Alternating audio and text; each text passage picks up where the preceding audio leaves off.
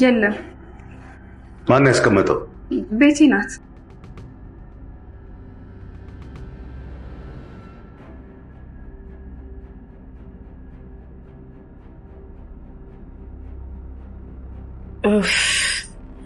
አንስ ቤት እንዴ ሽትናል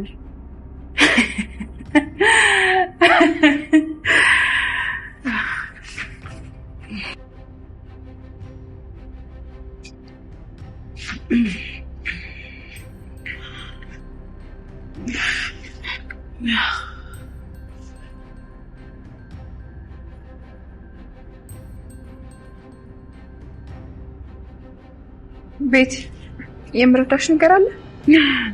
አያስፈልግም። ከኩዮቼ ጋር ዘና ብዬ ነው የመጣሁት። እሺ በቃ ግቢና ተኝ። እባክሽ ተይኝ። እዚህ ራሱ በመከራ ነው የደረስኩት። ወይኔ መጣትነት። የሚለበስ ላምጣልሽ?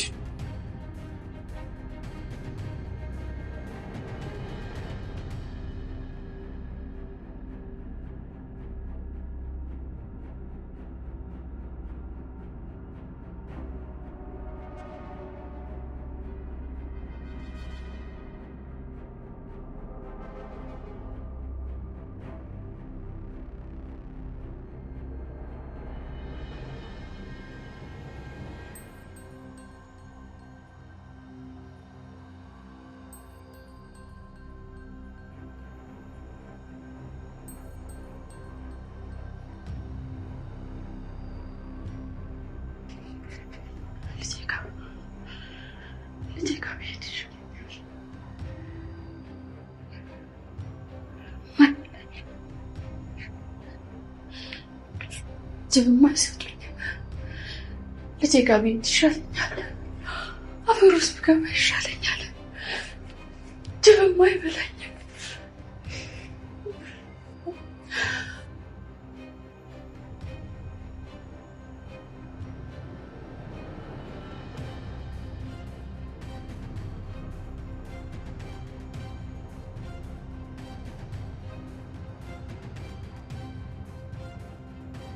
የሰዎችን ጉዳትና ስቃይ ተመልክታ በዝምታ ማለፍ የማትችለው ትሁት አሁንም በድጋሚ ሌላ ፈተና ውስጥ ገብታለች። አባዬን ከቲና ተንኮልና ስቃይ እንደታደገችው ሁሉ አሁን ደግሞ በቤቲና በገዛኸኝ ርህራሄ አልባ ክፋትና ስቃይ ያበደችውን አንድ ክፍል ውስጥ ተቀርችሞባት ያለችውን የቀድሞ የገዛኸኝ ባለቤት ከዛ ሁሉ ችግርና ስቃይ ልታድናት ለሷም ለራሷም ቃል ገብታለች። ነገር ግን ትሁት በዚህ ሁሉ መሃል በራሷ ላይ ሊደርስባት የሚችለውን ከባድ የሆነ ስቃይና መከራ ቆም ብላ እንኳን አላሰበችውም። ሁለቱም ተያይዘው ከወጡ በኋላ እዛ ክፍል ውስጥ አለ ብላ ያሰበችውን ሰው ለመታደግ የወሰነችው ትሁት ቤት ውስጥ ማንም ስለሌለ ተመልሳ እንደምንም በፍርሃት ስሜት ውስጥ ሆና የተዘጋውን ክፍል ከከፈተችው በኋላ ቀስ ብላ ወደ ውስጥ ትገባለች። ያገኘችውም አንዲት በችግርና በስቃይ የተጎሳቀለችን ሴት ነበር። ሴትዮዋን በፍጥነት ከተቀመጠችበት ቦታ ተነስታ ወደ ትሁት ጋር ትመጣና አንገቷን አንቃ ከግድግዳው ጋርም ትለጥፋትና አንቺ ማን ነሽ?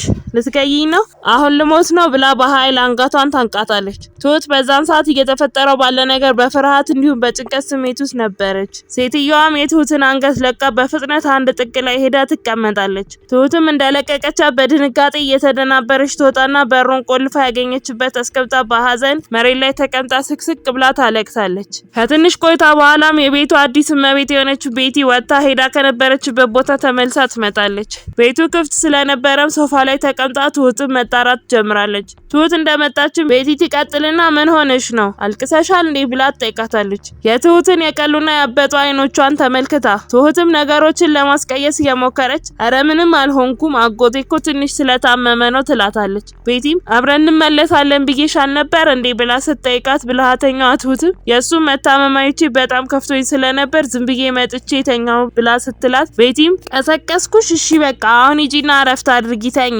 ስራውንም ቢሆን ቀስ ብሎ ይደርሳል ትላትና ትሁትን ወደ መኝታ ቤቷ አስገብታ እሷ ወዳሳበደቻት የቀድሞ የገዛኸኝ ሚስት ጋር ትገባለች። አጠገቧም ትሄድና አየሽ ይሄንን የድሮ ባልሽ ወርቅ ገዛልኝ ቆንጆ ሀብል ብላ ስትላት በችግርና ስቃይ ያበደችው የድሮ ሚስቱም ያምርብሻል በጣም ነው የሚያምረው ያምራል ግን ልጄስ ብላ ትጠይቃታለች። ቤቲም ሞቷል እኮ ቀብረሻል ረሳሹ ከዚህ በኋላ መቼም ቢሆን አታገኙም ትላታለች። ሴትዮዋን በሐዘን ስብር ብላ ግን እኮ ናፍቆኛል በጣም ነው ናፈቀኝ ትላታለች። ቤቲም ቀጥላ የሞተ ሰው ይመለሳል እንዴ? አይመለስም። ይኸውልሽ አንቺ ሁሉም ሰው ይጎዳሻል ከኔና ከገዛኸኝ ውጪ ብላ ስትላት ሴትዮዋን በፍርሃት ጭምድድ ብላ ይገሉኛል ግን እኔም ከመጣ አልተዋቸውም እንቅ ነው ማደርጋቸው ብላ ስትላት ቤቲም አይዞሽ እሺ አትፍሪ ነው ያለውልሽ ምንም አትሆኝም እና ደግሞ ይሄን አብል ልሰጥሽ አስቤ ነበር ግን አንቺ ያብደሻል በጣም ቆሽሽሻል አይምሮሽ በጣም ስለታመመ እኮ ነው የሞተ ሰው ቢኖርስ ምትዩ ልጅሽ እንደሆነ አንዴ ሞቷል በቃ አይመጣም በድጋሚ ላይ መለስ ሞቷል አንቺ ደግሞ እብድ ነሽ ብላ ጭንቅላቷን ረባብሻ ጥላት ትወጣለች።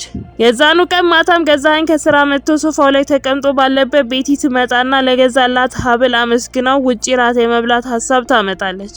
ገዛኸኝም ውጪ ነገ እንበላለን ቅድም ግን በሰላም ገባሽ ብሎ ሲጠይቃት ቤቲም አዎ ከትሁት ጋር አብረን ገባን አሁን ራሷን አሟ ክፍሏ ተኝታን ያለችው ትሏለች። እሱም አሁን ግን ተነሳ ራት ብትሰራልን ጥሩ ነው ብሎ ሲላ ቤቲም እሺ በቃ ቀስቅሳትና ነግሬያት እመጣለሁ ብላ ወደ ትሁት ጋር ትሄዳለች። ወደ ውስጥ ስትገባም ትሁት በድንጋጤ በእርግጋ ትነሳለች። ቤቲም በሁኔታዋ ግራ ተጋብታ ምን ነው አስደነገጥኩሽ እንዴ ብላ ስትጠይቃት ትሁትም በጣም ምን ነው በሰላም ነው ትንሽ እንቅልፍ ሸለብ አድርጎኝ ስለነበር ደነገጥኩ ስትላት ቤቲም በቃ አይዞሽ ተሻለሽ ተኝ እኔ ራሴ እሰራለሁ ራት እንድትሰሪልን ነበር ስትላት ትሁትም ደህና እንደሆነችና ራሷ እንደምትሰራ ስትነግራት ቤቲም እሺ በቃ እኔም ገዜም እየጠበቅንሽ ነው ብላ ጥላት ትወጣለች። ትሁትም ተነስታ ኪችን ገብታ በቅድሚያ የቆሸሹ እቃዎችን ልታጠብ ስትል ቀን ልትደፋ ያስቀመጠችውን የተበላሸ ትራፊ ምግብ ታጣውና ቤቲና ገዛኸኝ ወደ ተቀመጡበት ሄዳ አይታው እንደሆነ ጠይቃታለች። ቤቲም የዚህ ሰፈር ውሻዎች ስለለመዱ ለነሱ እንደሰጠቻቸው ትነግራታለች። ትሁትም ግን እኮ ተበላሽቶ ነበር ስትል ገዛኸኝ ውሻ ተወጃለሽ ማለት ነው ብሎ ይጠይቃታል። ትሁት በጣም ተወድ እንደነበረና የራሷም እንደነበራት ትነግረዋለች። ቤቲም እሺ በቃ ከዚህ በኋላ ተርፎ የተበላሸ ምግብ አልሰጣቸውም ስትል ትሁት ወደ ስራዋ ትመለሳለች። ራቅ ማለቷን ጠብቆም ገዛኸኝ ቀጥልና ምንድነው ያደረግሽው ሴትዮዋን ብሎ ሲጠይቃት ቤቲም ልቀት በተሞላበት መልኩ ከረሃባ አይሻላትም ብላ ትለዋለች። ገዛኸኝም ቤት የምታደርጊውን እያሰብሽ መቅበሪያ ቦታ እንደሌለ ነው እቂ ብሎ ሲላት እሷም መቀበሪያ ያሳስባና ግን እኔ እቺ ልጅ የበለጠ በጣም ፈርቻለሁ ትለዋለች። እሱም ታያት እሷ ምንም አታመጣም አንቺ ግን በቃ ተጠንቀቂ ይላታል። ራት በልተው አመሻሽ ላይም ቤቲ ተኝታ ገዛኸኝ ስራውን እየሰራ ባለበት ትሁት ትመጣና ልተኛ ነበር የምትፈልገው ነገር አለ ብላ ስትጠይቀው እሱም እስቲ ቁጭ በይ ምን ሆነሻል ፊትሽ እኮ ልክ አይደለም ብሎ ሲጠይቃት ትሁትም ያው እንደነገርኳቸው አጎቴን አሞታል እሱ አሳስቦኝ ነው ለዛ ነው ጋሼ ስትለው እሱም እኔንም አንተ ብለሽ ብትጠሪኝ አሪፍ ነው ካንቺ ብዙም አትበልጠው ሚስቴ ይካፋታል ብሎ ሲላት ትሁትም ጥሩ በቃ አሁን የምትፈልገው ነገር ከሌለ ገብቼ ልተኛ ትለውና ወደ መኝታ ቤቷ ትሄዳለች። በነጋታው ጠዋትም ቤቲና ገዛኸኝ ተያይዘው ከወጡላት በኋላ ቆንጆ ምግቧን ሰርታ ይዛ ወደ አበደችው በሩ ተዘግቶባት ወደ ተቀመጠችው የቀድሞ የገዛኸኝ ባለቤት ጋር ትሄዳለች።